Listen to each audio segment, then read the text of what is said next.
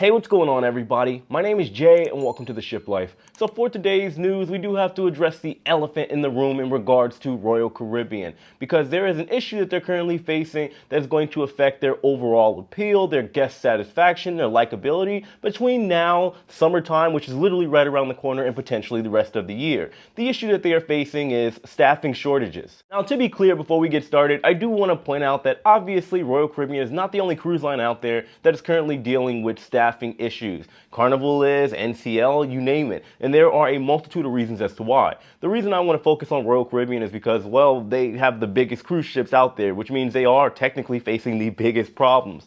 Also, over the past 3 months, I have been on 4 Royal Caribbean ships, which do include Wonder of the Seas. I was on board for the inaugural sailing. I got off of that, went on Odyssey of the Seas. I was on Freedom of the Seas. And then even more recently, just over a week ago, I was on an Alaskan cruise, Ovation of the Seas. And I did see a lot, especially when it came to the Alaskan cruise, which I'll talk about a little bit later on in the video. Anyway, as most of you know, I am currently a crew member. I've been a crew member in and out with different cruise lines since about 2015 as an entertainer, working for cruise lines like Carnival, NCL, and now Virgin Voyages. Well, I'm actually rehearsing for a show at Virgin Voyages right now. This is my home away from home for the next month until we get ready to head to the ship over in Italy. But anyway, my point is that naturally I am a little bit more keen on what the word on the street is when it comes to the cruise ship industry than most people because I have friends that work on board cruise ships. The entertainment world is very, very small. But speaking on what happened with Ovation of the Seas, I don't want to wait till later on in the video. I saw a lot of things. I had also crew members that were telling me things as well. The ship when I was on board just over a week ago was 50% understaffed. I never saw a single security officer on board due to the understaffing,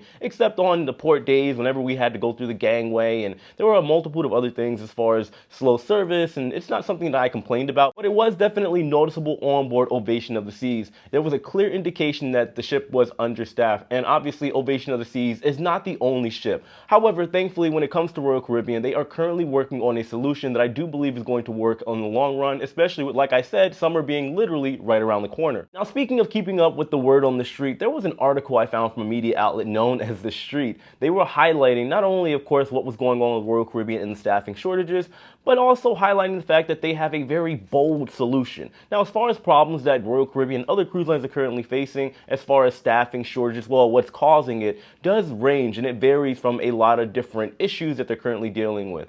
For example, they are dealing with the whole visa process. Over here in the United States, the visa process could be very slow, really, no matter what kind of visa you're dealing with. I'm currently trying to get a K-1 visa with my girlfriend Lauren, and that's going to take, they said, anywhere from 9 months to a year. But there's also the issue of getting every single crew member vaccinated. Now, here in America, that doesn't sound like such a small problem, and most of the world, but you got to think, on board a cruise ship, or at least even the cruise ship that I worked on prior to this, the NCL Escape, there were over 70 different nationalities on board, and some of them don't have the widely available resources as far as vaccinations. They don't have Johnson & Johnson and Pfizer and Moderna and all these other vaccines that are approved just kind of hanging around. So getting everybody vaxxed, well, let's say they take the Pfizer, they got to wait 2 weeks, and then there's the quarantine process. There's also a limited pool of crew members that are able to be hired. Now, given, yes, like I said, somebody from America or somebody from I don't know, the UK or Australia, they might be a little easier to hire. They are more expensive for the cruise lines, which is why you don't see a lot of people from there, but there's a lot of paperwork and a lot of things that are involved with getting everybody on board the cruise ship. Then there is the actual onboarding process. Again,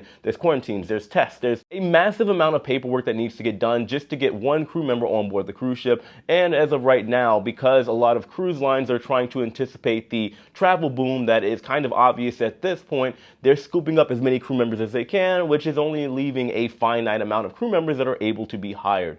And then after that, there are other issues that are starting to arise, like crew members unfortunately catching COVID. Now, when I was on Ovation of the Seas, pretty much all of my friends, which was about 20 people, half of them, I want to say, ended up getting COVID or had just been recovering from COVID, and they have restrictions on where they can go on board the ship because that's typically how it goes. There is like a grace period that Royal Caribbean is being extra cautious about. Now, there is one other point that I want to highlight, and that is the reality that crew members are also quitting with Royal Caribbean because of their very, very strict rules and regulations when it comes to things like shore leave. There isn't any. Well, they're starting to open up a little bit, and then they close the crew bar, the recreation room on board the ship. ship, so the crew members don't really have a social life, and it's causing a lot of them to unfortunately quit. Now, I don't think they're quitting in droves, but I do believe it is definitely, without a doubt, a factor in the equation. So from a very generalized sense, when it comes to cruise ships and the cruise ship industry, things do obviously vary from ship to ship, cruise line to cruise line, but overall, for the most part, cruise lines are running currently about 70 to 80% occupied.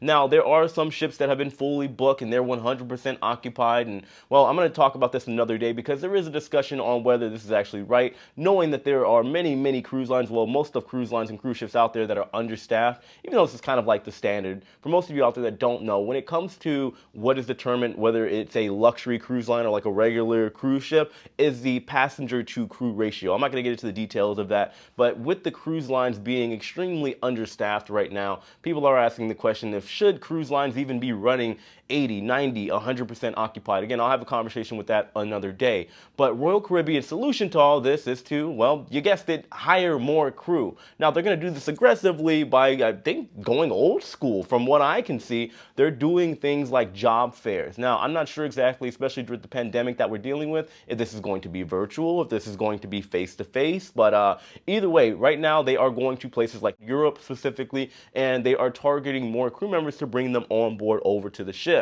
They're also targeting people from like Trinidad and Tobago and a bunch of other islands to hopefully bring all of them in, but it is yet to be determined if this formula is actually going to work, but I think so. Typically, there is a decent turnover rate when it comes to the cruise ship industry. However, there is usually more crew members coming in and people that aspire to work on a cruise ship than there are going out. So hopefully if that trend continues, then by summertime and then moving forward for the rest of the year, because cruise lines, especially like Royal Caribbean, they're targeting 100% occupancy by the end of the year. Hopefully things work out for them. But anyway, guys, that is our news for today. I do want to know what all of you think in the comment section below. If you've been on a cruise ship recently, has it been blatantly obvious to you that the ship is understaffed, or were things perfectly fine? I'm not talking about the service. The crew members always do a good job. I mean from a visual and from just a general standpoint, did it look like things were somewhat understaffed and maybe a little bit slower than normal? Let me know in the comment section below. I'd love to hear your feedback. Anyway, guys, I'm going to get out of here. I have rehearsals in about an hour. If you guys haven't already, go subscribe to my other channel, Jay the Nomad. I have a video coming up every other day. So I did one last night. Go check that out. I have a video coming up tomorrow. I'm going to be vlogging the entire experience working on board a cruise ship, at least what my contractual agreements will allow with Virgin Voyages. I appreciate you guys. Subscribe to this channel, hit that like button, comment. I love you, and I will see all you very soon. Take it easy.